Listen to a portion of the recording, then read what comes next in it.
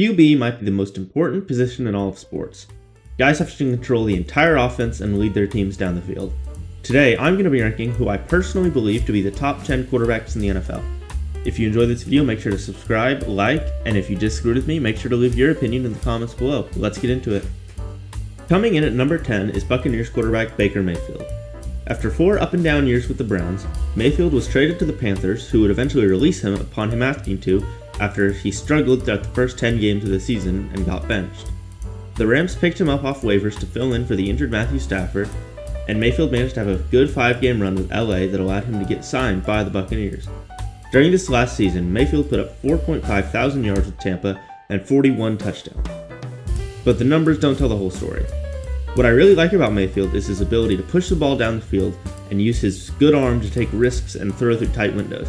It doesn't always work, but Mayfield's able to recover from it by not backing down and continuing to try and make those throws.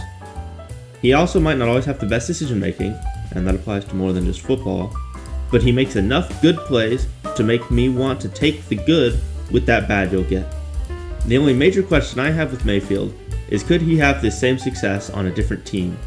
And of course, as we've seen, he struggled with it before on the Browns, but I'm not going to use that as the end-all be-all, because we know how the Browns and quarterbacks go hand in hand, and by hand in hand I mean not hand in hand at all. They don't have good quarterbacks. Their quarterbacks suck. At the number 9 spot, I have Cowboys quarterback Dak Prescott. Prescott is an interesting quarterback to discuss due to people's opinions on the Cowboys, and how some Cowboys fans think he's elite, and other fans say he shouldn't even be a starter. Well, I don't believe Dak is an elite quarterback. I think he's a very good player who's able to have good success. He has a good arm which allows him to make many of the throws he needs to make, but he also makes some frustrating plays at times, especially in the playoffs, which is my main issue with him. Although yes, football is a team sport, Dak himself has fallen short multiple times in the playoffs, such as in the game versus the 49ers multiple years ago, where he ran the quarterback draw and slid through the middle of the field, not allowing them to get another playoff. But to be fair to Dak, I do believe he could have more success if he wasn't having to work under Jerry Jones. Overall, Dak is a very good quarterback who, in my opinion, hasn't quite taken the step to becoming an elite one. At number 8, I have the Rams quarterback Matthew Stafford. Stafford is a guy you could convince me to put higher on this list, but I think the next few guys coming up are just a little bit better than him at this point in his career. When it comes to guys like a Mahomes or an Allen or a Rodgers who have the ability to just make so many different throws off platform, Stafford was one of the dudes that really helped create that. He has just made so many incredible throws. He throws from any angle, cross-body stuff. You might have done a few no-looks. He's just such a talented arm.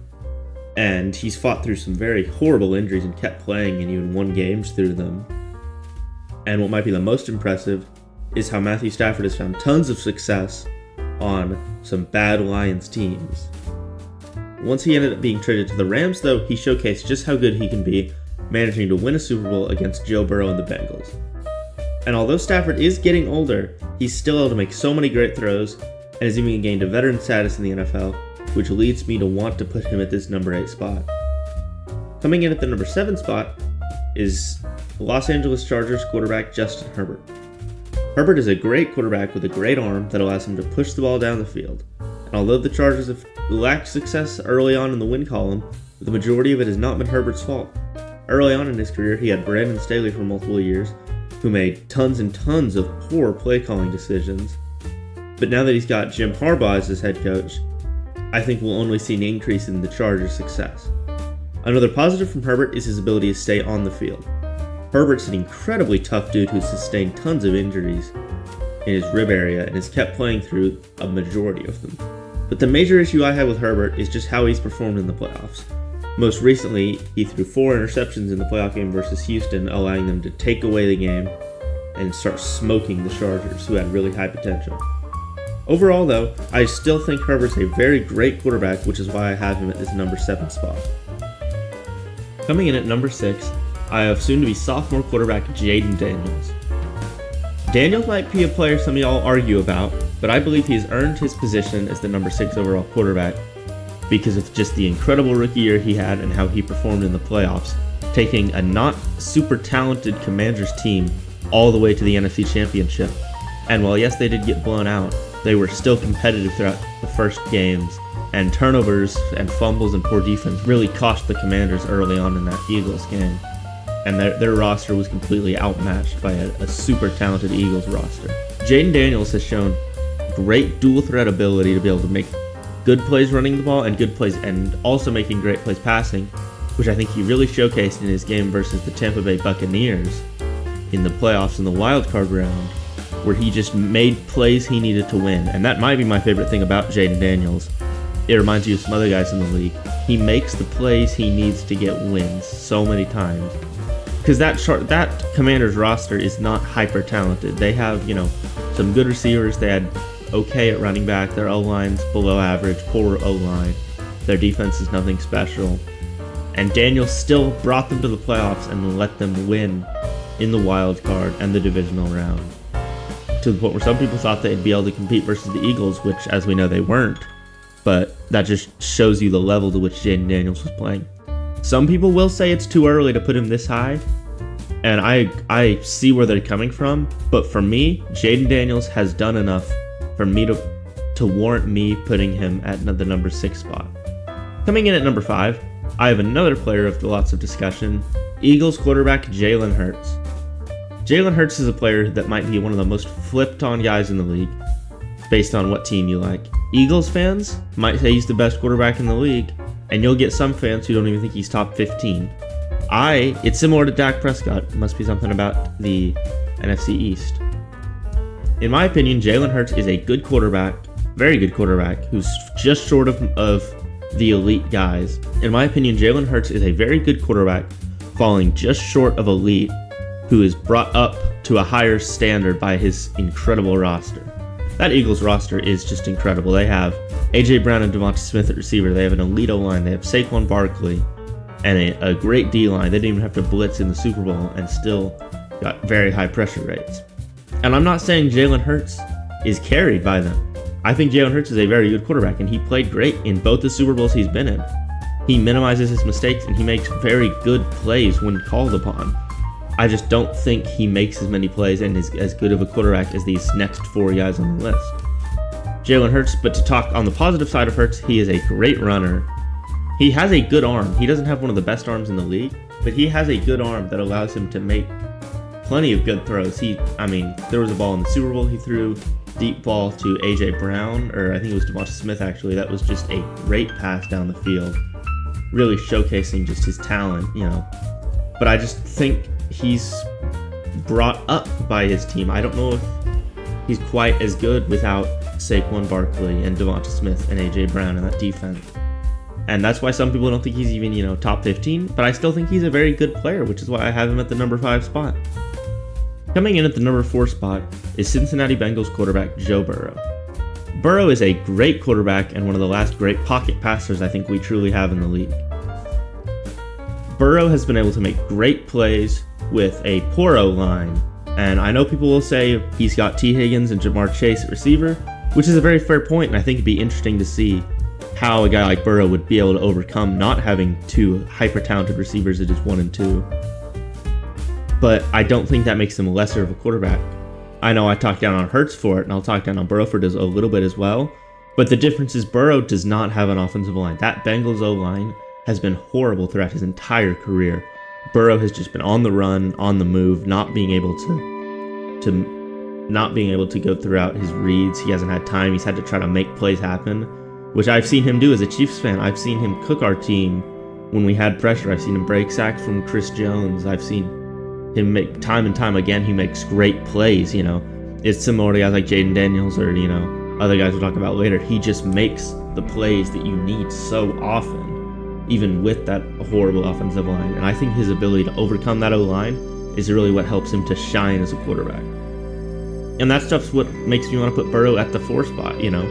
Obviously you're getting an elite quarterback who maybe doesn't have the same success with different receivers, but he's still a great player who makes play after play after play. And his defense does not help him at all. Especially this season, his defense was horrible, and they had to put up 50 points a game and we're still, not winning. Basically, that's an over-exaggeration, but it still gets the point across. So that's why I believe Joe Burrow is the 4th best quarterback in the NFL. Coming in at the number 3 spot is Ravens quarterback Lamar Jackson. Lamar Jackson might be one of the best running quarterbacks of all time. In my opinion, he is the best. And on top of that, he's even a good passer.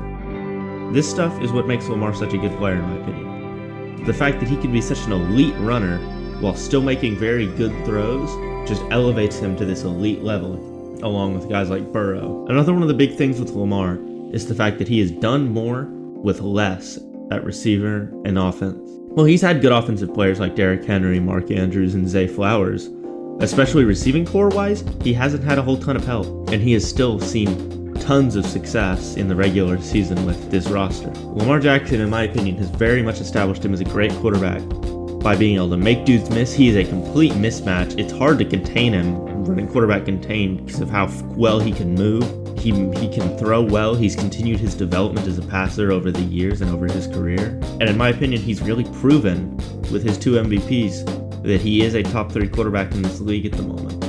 I think there's an argument you can make to put Burrow ahead of him. I think you can flip on those. I'll go back and forth on those two. But in my opinion, at this moment, Lamar is currently better. Now entering the top 2, we have got Josh Allen for the Buffalo Bills. Josh Allen is one of the best dual threat quarterbacks in NFL history, just like Lamar with running. Allen with dual threat go hand in hand. He can make any throw from any platform. He makes tons of incredible plays, especially come playoff time. I mean, if Mahomes wasn't here, let's face it, Allen would probably have a Super Bowl or 2. There's one reason Allen doesn't have a Super Bowl yet, and we'll get to him soon. But the way that Allen can take quarterback draws up the middle, the way he can fight through dudes, the way he can hurdle, even make some dudes miss, while still being an elite passer with a huge arm, one of the biggest in history, the NFL in my opinion, just showcases how great of a quarterback he is and how he makes play after play after play. He's given my Chiefs tons of trouble in the regular season, and in the playoffs he's made these games hella close. Those games have been so close with Allen at quarterback, and he hasn't had a ton of help. This is a common trend with some of these guys. He's not had great receivers. He's had good receivers at times. He's had good alignment, good defense, but he doesn't have a stacked receiving core, a stacked O-line. James Cook is a good running back. He has good players, but he doesn't have an elite squad around him like some other guys on this list. And coming in at the number 1 spot, if you knew what team I'm a fan of, which based on the colors of this channel and the thumbnail, you should. This should be no surprise for anyone based on who I like. We've got Patrick Mahomes for the Kansas City Chiefs. This might be a take that not everyone will agree with this season, because I know he's been worse numbers-wise over the past few years. But in my opinion, Mahomes is still the best quarterback in football. He is still the benchmark for what you want your guys to be like.